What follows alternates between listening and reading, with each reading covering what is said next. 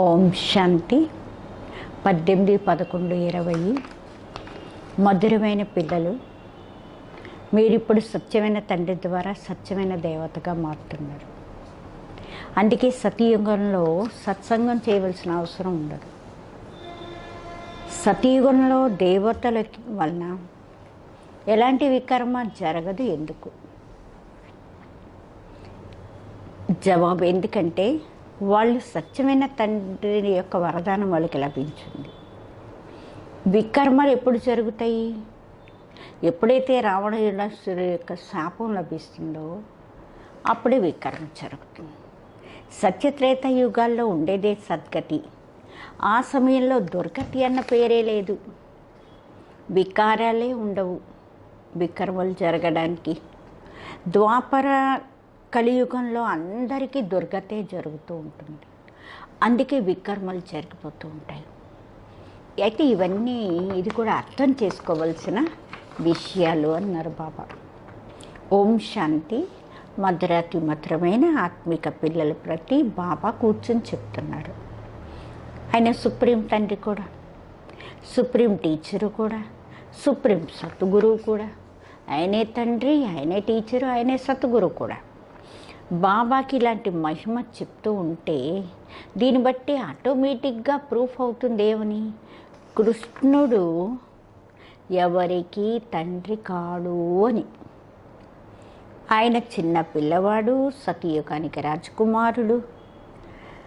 ఆయన టీచర్ కాలేడు కదా, స్వయం కూర్చుని టీచర్ దగ్గర నుంచి చదువుకుంటాడు. గురువు అక్కడ ఉండరు, ఎందుకంటే అక్కడ అందరూ సద్గతిలోనే ఉంటారు. అర్ధకల్పం సద్గతి, అర్ధకల్పం దుర్గతి. కాబట్టి అక్కడ ఉండేది సద్గతి. అందుకే జ్ఞానం యొక్క అవసరం అక్కడ ఉండదు. పేరే లేదు, ఎందుకంటే జ్ఞానంతో 21 జన్మలకి సద్గతి లభిస్తుంది. మళ్ళీ ద్వాపరం నుండి కలియుగ అంత్యం వరకు దుర్గతి. కాబట్టి కృష్ణుడు తిరిగి ద్వాపరంలో ఎలా రాగలుగుతారు? ఇది కూడా ఎవరికి బాబా అంటున్నారు, ధ్యాస ఉండటం లేదు. ఇది కూడా ఎవరి బుద్ధిలోనూ ఉండటం లేదు. ఒక్కొక్క విషయంలో చాలా గుహ్యమైన రహస్యం నిండి ఉంది అన్నారు. కాబట్టి ఇది చాలా చెప్పవలసిన అవసరం ఉంది అంటున్నారు బాబా. ఆయన సుప్రీం తండ్రి, సుప్రీం టీచరు. ఇంగ్లీష్లో సుప్రీం అంటారు. బాబా అంటారు కొన్ని ఇంగ్లీష్ మాటలు బాగుంటాయి అన్నారు బాబా. ఎలాగైతే డ్రామా అన్నమాట, డ్రామాని నాటకం అని అనడానికి లేదు. నాటకంలో మార్పులు చేర్పులు అలాంటివన్నీ ఉంటాయి. ఈ సృష్టి చక్రం తిరుగుతూనే ఉంటుంది. ఇలా అంటారు కానీ ఎలా తిరుగుతుంది? అలాగే తిరుగుతుందా లేక చేంజ్ అవుతుందా? ఇది ఎవరికి తెలీదు. అంటారు కదా, ఇది ఎప్పుడో తయారవుతున్నారు. తయారైంది తయారు చేస్తున్నారు అంటే తప్పకుండా ఏదో ఒక ఆట ఉంది, అది మళ్ళీ తిరిగి చక్రంలో తిరుగుతున్నది. ఈ చక్రంలో మనుషులు కూడా చక్రంలో తిరగవలసి వస్తుంది. అచ్చా, ఈ చక్రం యొక్క ఆయుష్యం ఏంటి? ఎలా రిపీట్ అవుతుంది? ఇది తిరగడానికి ఎంత సమయం పడుతుంది? ఇది ఎవరికి తెలియదు. ఇస్లామీలు, బౌద్ధీలు అందరూ కూడా వంశస్థులే. వాళ్ళకు కూడా డ్రామాలో పాత్ర ఉంది. మీ బ్రాహ్మణులకి వంశం లేదు, ఇది బ్రాహ్మణుల కులం, సర్వోత్తమ బ్రాహ్మణ కులము అంటారు. దేవీ దేవతల కులం ఉంటుంది. ఇది చెప్పడం చాలా ఈజీ. సూక్ష్మతంలో ఫరిస్తాలు ఉంటారు. అక్కడ ఎముకలు మాంసం మాత్రం ఉండవు. దేవతలకి ఎముకలు మాంసం ఉంటాయి. బ్రహ్మే విష్ణువు, విష్ణువే బ్రహ్మ. విష్ణు నాభికమలం నుండి బ్రహ్మను ఎందుకు చూపించారు?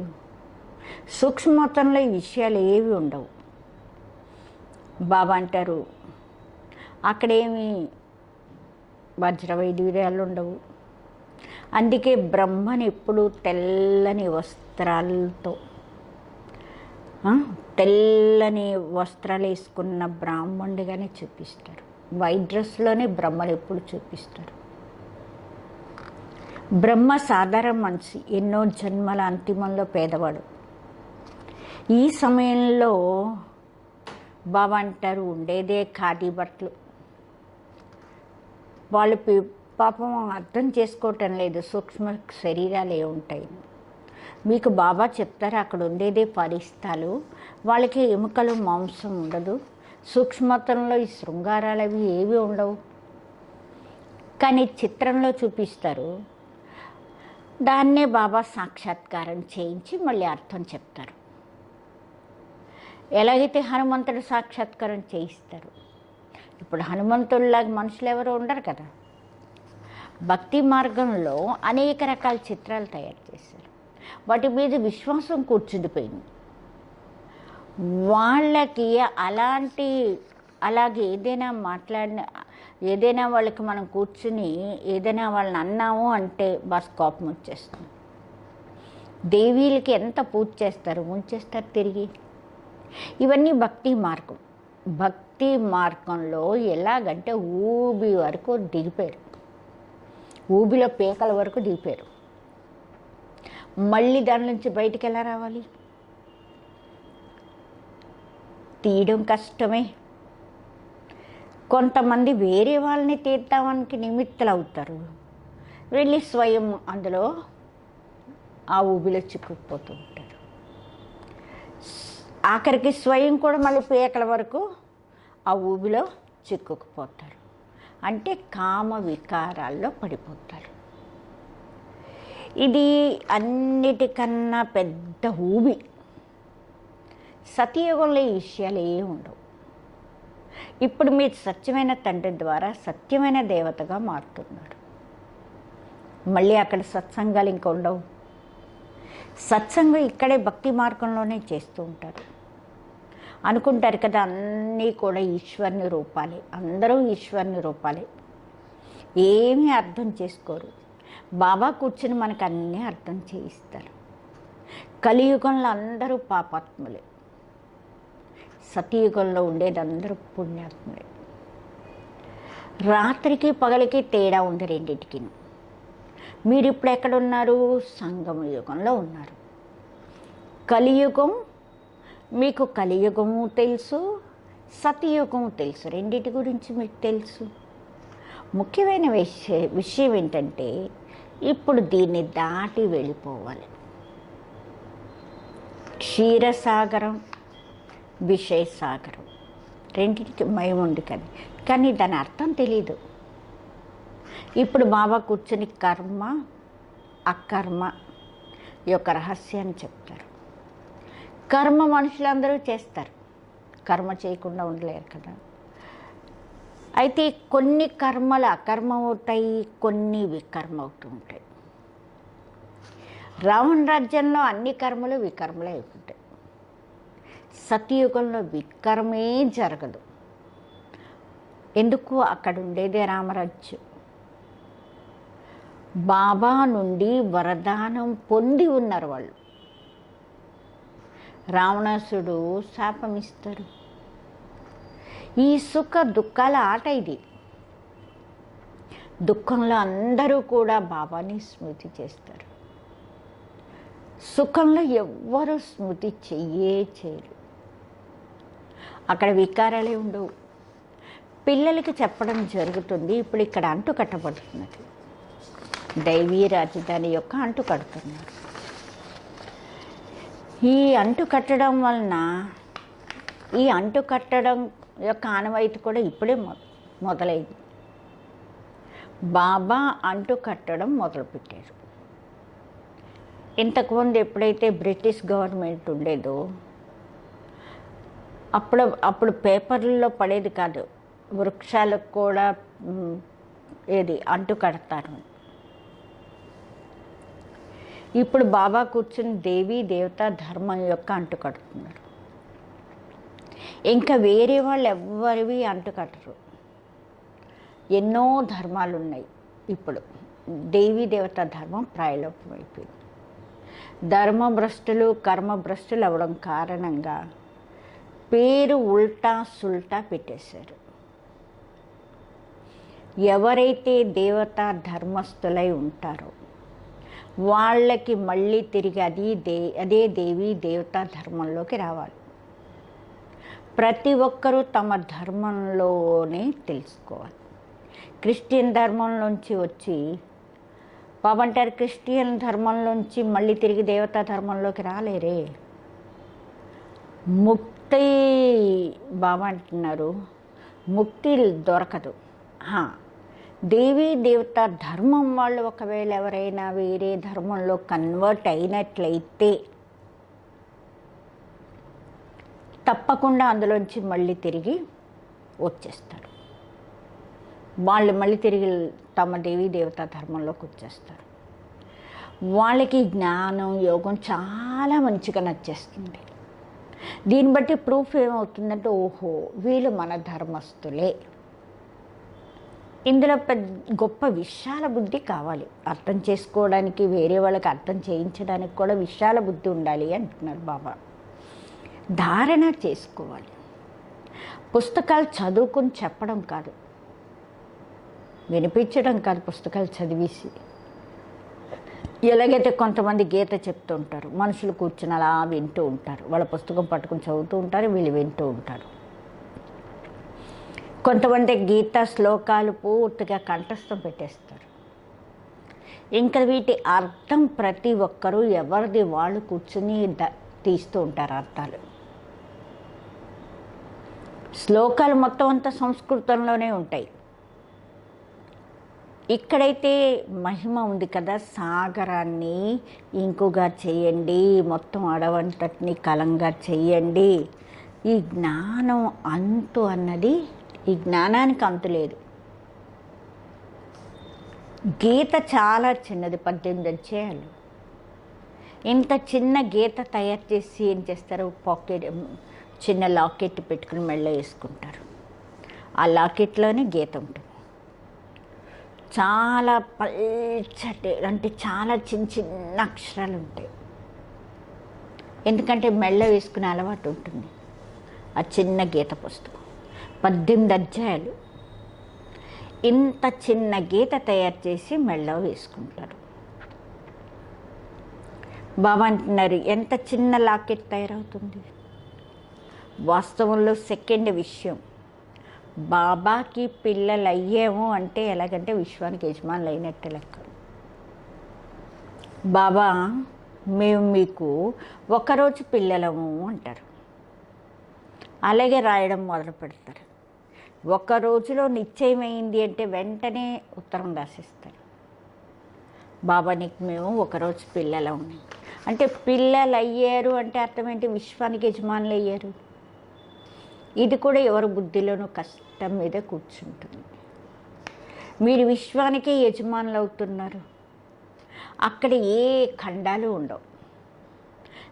నామం బాబా అంటారు, ఆ పేరు ఆ గుర్తులు ఏమీ ఉండవు. ఎవరికి తెలియదు ఇది ఇక్కడ ఒక ఖండాలు ఉండేవి. ఒకవేళ ఉండేవి కానీ తప్పకుండా వాటి హిస్టరీ జాగ్రఫీ కావాలి కదా. ఉన్నా అక్కడ ఇది ఉండదు కదా, బాబా అంటారు. కాబట్టి అందుకే అంటారు మీరు విశ్వానికే యజమానులు అవుతారు అని. బాబా అంటారు నేను మీకు తండ్రిని, జ్ఞాన సాగరుణ్ణి. ఆయన ఉన్నతోన్నతమైన జ్ఞానం అది. దాంతో మనము విశ్వానికే యజమానులు అయిపోతాం. మన తండ్రి సుప్రీము, సత్యమైన తండ్రి, సత్యమైన టీచరు, సత్యమే చెప్తారు. బేహద్ శిక్షణ ఇస్తారు. బేహద్ గురువు, అందరికీ సద్గతి ఇస్తారు. ఒక్కని మహిమే చేయడం జరుగుతుంది. ఆ ఒకరికి చేసిన మహిమ మళ్ళీ వేరే వాళ్ళకి చేయడం జరగదు. మళ్ళీ వాళ్ళు తమ సమానంగా తయారు చేసినప్పుడే అప్పుడే అవుతుంది. కాబట్టి మీరు కూడా పతిత పావనులే అయ్యారు.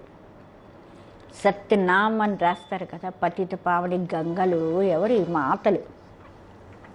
శివశక్తి అనండి, శివవంశీ అనండి, శివవంశీ బ్రహ్మ కుమారీలు. శివవంశీలందరూ చెప్పాలంటే విశ్వంలో అందరూ శివవంశీలే.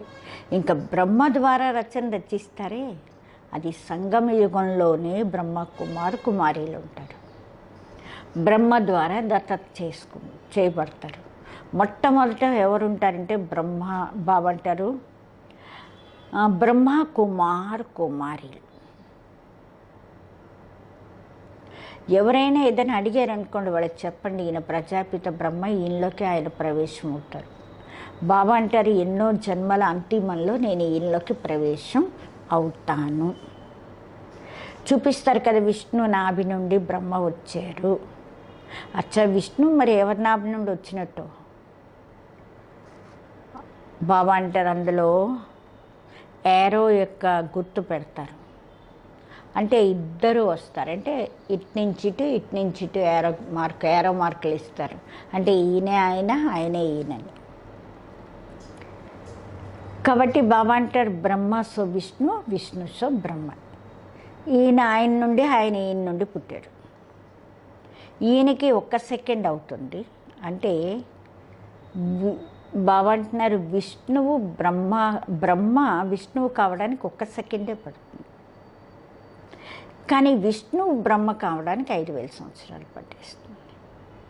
ఈ వండర్ఫుల్ విషయాలు మీరే కూర్చొని చెప్తారు.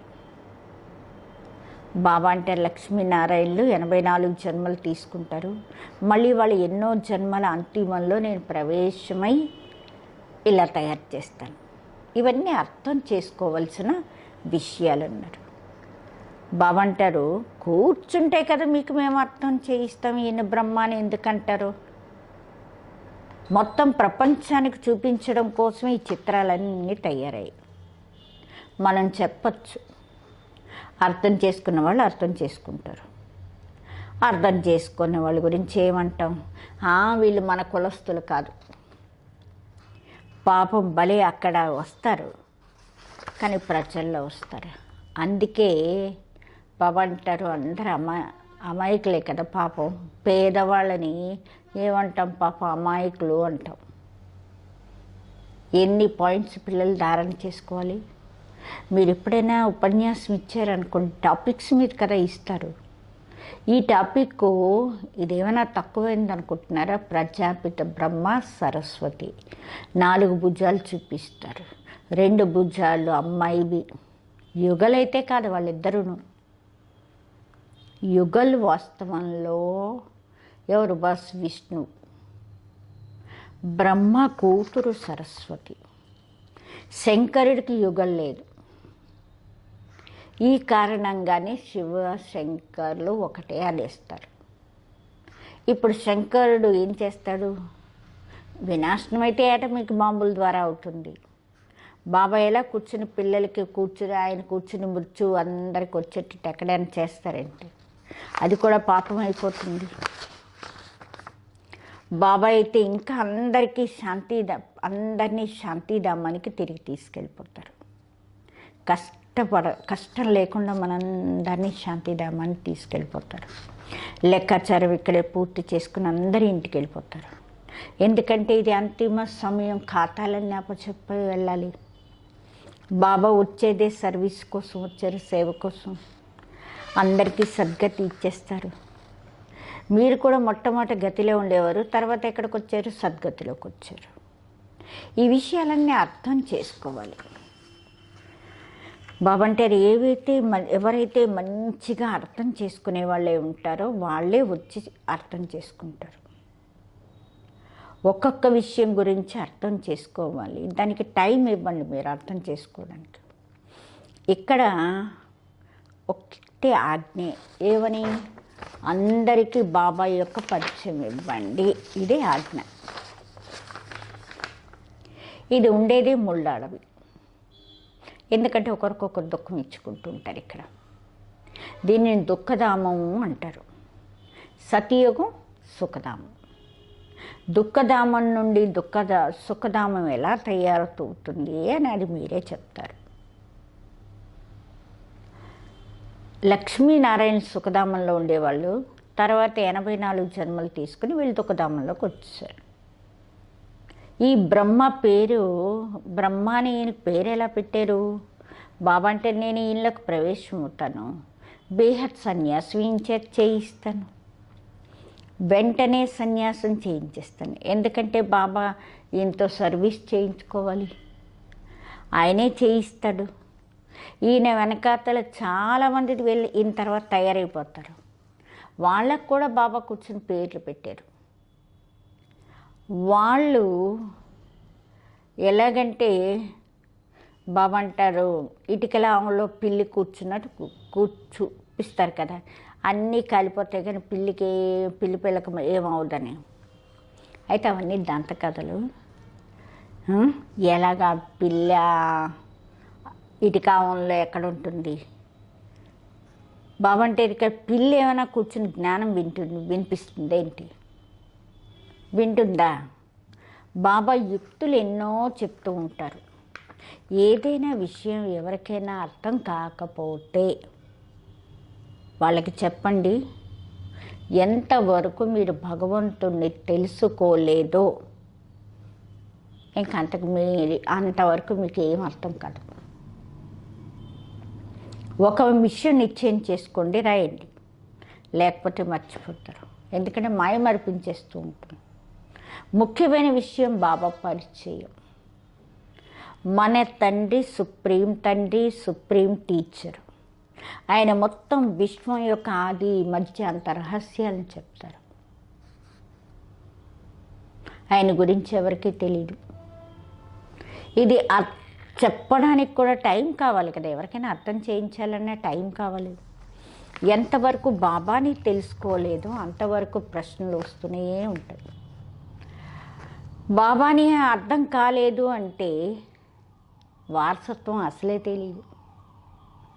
ఊరికే సంశయాలు, ఏదో ఒక సంశయం లేపుతూనే ఉంటారు. ఇలా ఎందుకు, శాస్త్రాల్లో ఇలా చెప్పారు కదా, మీరెందుకు ఇలా చెప్తున్నారు?